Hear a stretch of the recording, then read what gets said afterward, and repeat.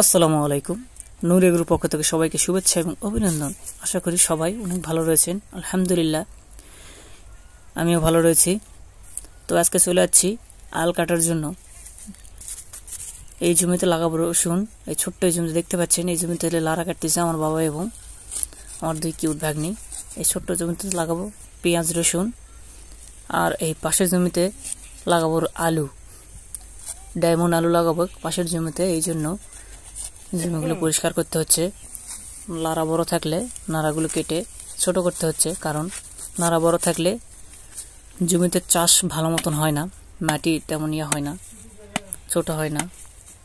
এই যে আমি আল কাটতেছি।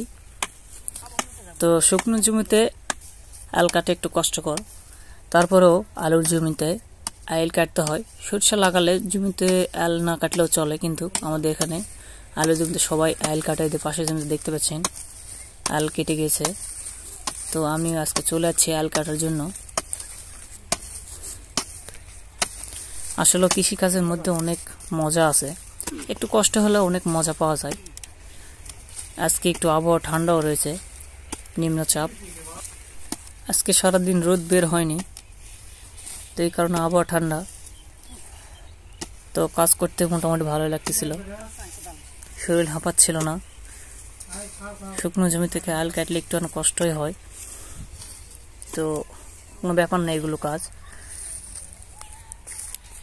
আশা করি সকালে অনেক ভালো রয়েছেন।